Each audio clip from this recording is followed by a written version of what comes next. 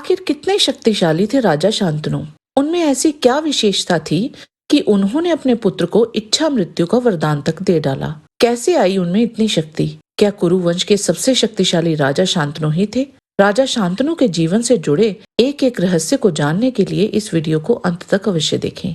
और अगर आपको ये वीडियो पसंद आए तो इसे लाइक और चैनल को सब्सक्राइब अवश्य करें। महाभारत के आदि पर्व अध्याय 97 के अनुसार राजा प्रतीप ने देवी गंगा को उनकी पुत्र वधू होने का वचन दिया था। एक समय राजा प्रतीप अपनी पत्नी को साथ लेकर पुत्र के लिए तपस्या कर रहे थे। राजा प्रतीप की पत्नी की कुक्षी में एक तेजस्वी गर्व का आविर्भाव हुआ। तदंतर प्रतीप की महारानी ने एक देवापम पुत्र को जन्म दिया जो सूर्य के समान प्रकाशमान था। उन बूढ़े राज दंपति के यहाँ पूर्वोक्त राजा महाभिष ही पुत्र रूप में उत्पन्न हुए। शांत पिता की संतान होने के कारण वे शांतनु कहलाए। शक्तिशाली राजा प्रतीप ने उस बालक के आवश्यक कृत्य यानी संस्कार करवाए। तत्पश्चात बड़े होने पर राजकुमार शांतनु लोक रक्षा का कार्य करने लगे। वे धर्मज्ञों में श्रेष्ठ थे। उन्होंने धनुर्वेद में उत्तम योग्यता प्राप्त करके वेदाध्ययन की ऊंची स्थिति प्राप्त की। युवावस्था में पहुंचे हुए राजकुमार शांतनु को राजा प्रतीप ने आदेश दिया, शांतनु, पूर्व काल में मेरे समीप एक दिव्य नारी आई थी। बेटा, यदि वे सुंदरी कभी एकांत में तुम्हारे पास आए, तुम्हारे प्रति काम भाव से युक्त हो और तुमसे पुत्र पाने की इच्छा रखती हो, तो तुम उससे कोई प्रश्न न करना। यदि वह तुम्हें चाहे तो मेरी आज्ञा से उसे अपनी पत्नी बना लेना। अपने पुत्र शांतनु को ऐसा आदेश देकर राजा प्रतीप ने उसी समय उन्हें अपने राज्य पर अभिषिक्त कर दिया और स्वयं वन में प्रवेश किया। वे हिंसक पशुओं को मारने के उद्देश्य से वन में घूमते रहते थे और गंगा जी के तट पर अकेले ही विचरण करते थे। एक दिन उन्होंने एक परम सुंदरी नारी देखी जो साक्षात लक्ष्मी के समान प्रकाशित हो रही थी। उसे देखते ही राजा शांतनु आश्चर्यचकित हो उठे। वह भी वहां विचरते हुए महातेजस्वी राजा शांतनु को देखते ही मुग्ध हो गई। तब राजा शांतनु उससे बोले, मैं तुमसे याचना करता हूँ, मेरी पत्नी हो जाओ। उन नृप श्रेष्ठ को देखकर साध्वी गंगा को वसुओं को दिए हुए वचन का स्मरण हो आया। साथ ही राजा प्रतीप की बात भी याद आ गई और बोली, भूपाल, मैं आपकी महारानी बनूंगी, परंतु एक शर्त है। राजन, मैं भला या बुरा जो कुछ भी करूं, उसके लिए आपको मुझे नहीं रोकना चाहिए। यदि आपने कभी मुझे किसी कार्य से रोका या अप्रिय वचन कहा तो मैं निश्चय ही आपका साथ छोड़ दूंगी। उस समय बहुत अच्छा कहकर राजा ने जब उसकी शर्त मान ली, तब राजा शांतनु देवी गंगा को अपने रथ पर बिठाकर उनके साथ अपनी राजधानी को चले गए। उसके साथ इच्छा अनुसार रमण करते हुए महाराज शांतनु ने उसके गर्भ से देवताओं के समान तेजस्वी 8 पुत्र उत्पन्न किए, परंतु जो जो उत्पन्न होता उसे वह गंगा जी के जल में फेंक देती। पत्नी का यह व्यवहार राजा शांतनु को अच्छा नहीं लगता था, तो भी वे उस समय उससे कुछ नहीं कहते थे।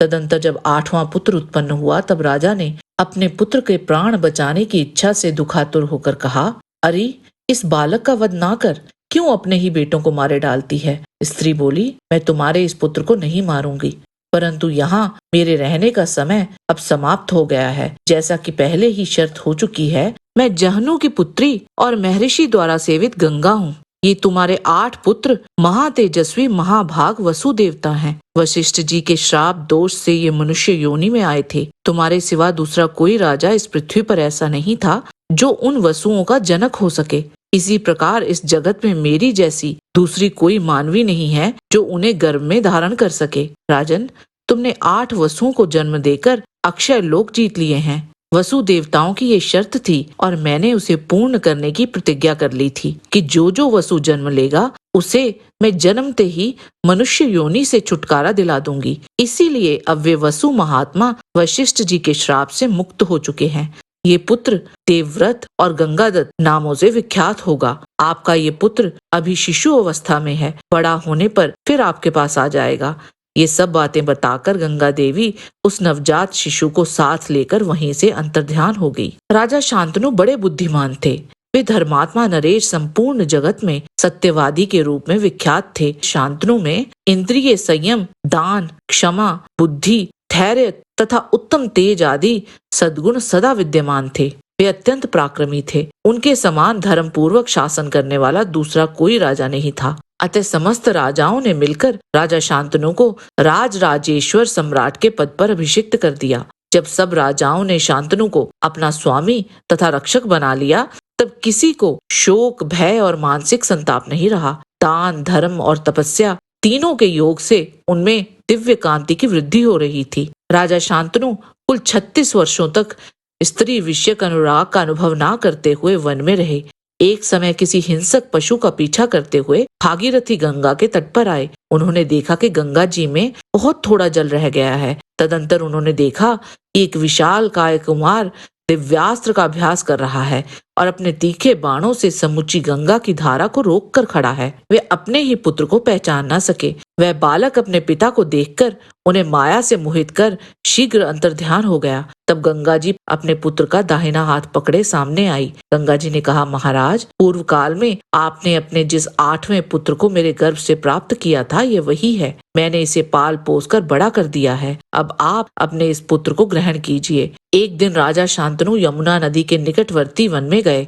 घूमते घूमते उन्होंने मल्लाओं की एक कन्या देखी जो देवांगनाओं के समान रूपवती थी। जब राजा ने उसका परिचय पूछा तो वह बोली, राजन, मैं निषाद कन्या हूँ और अपने पिता महामना निषाद राज की आज्ञा से धर्मार्थ नाव चलाती हूँ। तदंतर राजा शांतनु ने उस कन्या के पिता से कहा, मैं अपने लिए तुम्हारी कन्या चाहता हूँ। ये सुनकर निषाद राज ने राजा शांतनु से कहा, राजन, मैं इस कन्या को एक शर्त के साथ आपकी सेवा में दूंगा। इसके गर्भ से जो पुत्र उत्पन्न हो, आपके बाद उसी का राजा के पद पर अभिषेक किया जाए, अन्य किसी राजकुमार का नहीं। राजा शांतनु प्रचंड कामाग्नि से जल रहे थे, तो भी उनके मन में निषाद को ये वर देने की इच्छा नहीं हुई। तदंतर एक दिन उनके पुत्र देवव्रत अपने पिता के पास आए और बोले, पिताजी, आपका तो सब ओर से कुशल मंगल है। भूमंडल के सभी नरेश आपकी आज्ञा के अधीन हैं। फिर किस लिए आप निरंतर दुखी होकर शोक और चिंता में डूबे रहते हैं? शांतनु बोले, गंगानंदन, यदि किसी प्रकार तुम पर कोई विपत्ति आए तो उसी दिन हमारा ये वंश समाप्त हो जाएगा। इसमें संदेह नहीं है कि तुम अकेले ही मेरे लिए 100 पुत्रों से भी बढ़कर हो। मैं पुनः व्यर्थ विवाह नहीं करना चाहता, किंतु हमारे वंश की परंपरा का लोप ना हो, इसी के लिए मुझे पुनः पत्नी की कामना हुई है। तात, मेरी चिंता का जो कारण है वह सब तुम्हें स्पष्ट बता दिया है। तदंतर वे सब सुन देवव्रत ने उसी समय तुरंत अपने पिता के हितैषी बूढ़े मंत्री के पास गए और पिता के शोक का वास्तविक कारण क्या है इसके विषय में उनसे पूछताछ की और उनसे देवव्रत को उस धीवर की शर्त के बारे में पता चला और ये भी ज्ञात हुआ कि उनके ही हित के लिए उनके पिता ने उस कन्या से प्रेम होते हुए भी उस धीवर की शर्त नहीं मानी। ये सुनकर कुमार देवव्रत ने उस समय बूढ़े क्षत्रियों के साथ निषाद राज के पास जाकर स्वयं अपने पिता के लिए उनकी कन्या मांगी। निषाद राज ने देवव्रत के सामने भी अपनी शर्त दोहराई। निषाद के ऐसा कहने पर गंगानंदन देवव्रत बोले, निषाद राज, मेरी ये सच्ची प्रतिज्ञा सुनो और ग्रहण करो। इस सत्यवती के गर्भ से जो पुत्र उत्पन्न होगा वही हमारा राजा होगा। आज से मेरा आजीवन अखंड ब्रह्मचर्य व्रत चलता रहेगा। ऐसा कहकर भीष्म ने उस भामिनी को रथ पर बैठा लिया और हस्तिनापुर आकर उसे महाराज शांतनु को सौंप दिया। भीष्म के द्वारा किए हुए उस दुष्कर कर्म की बात सुनकर राजा शांतनु बहुत संतुष्ट हुए और उन्होंने उन महात्मा भीष्म को स्वच्छंद मृत्यु का वरदान दे दिया। वे बोले, मेरे निष्पाप पुत्र, तुम जब तक यहाँ जीवित रहना चाहोगे तब तक मृत्यु तुम्हारे ऊपर अपना प्रभाव नहीं डाल सकती। कुछ काल के पश्चात सत्यवती के गर्भ से शांतनु का बुद्धिमान पुत्र चित्रांगद उत्पन्न हुआ। इसके बाद राजा शांतनु ने दूसरे पुत्र राजा विचित्रवीर्य को जन्म दिया। विचित्रवीर्य अभी यौवन को प्राप्त भी नहीं हुए थे कि बुद्धिमान महाराज शांतनु की मृत्यु हो गई। शांतनु के स्वर्गवासी हो जाने पर भीष्म ने सत्यवती की सम्मति से वीर चित्रांगद को राज्य पर बिठाया। अगर बात करें कि शांतनु में इच्छा मृत्यु का वरदान देने की क्षमता कैसे थी, तो हम आपको बता दें कि महाभारत काल में जन्मे कोई भी पात्र साधारण मनुष्य नहीं थे। शांतनु भी महाभिष के पुनर्जन्म थे। प्राचीन समय में इक्ष्वाकु वंश में राजा महाभिष हुए। उन्होंने बड़े बड़े यज्ञ करके स्वर्गलोक प्राप्त किया था। ब्रह्मा जी के दरबार में एक समय राजा महाभिष गंगा को देखकर कामासक्त हो गए थे।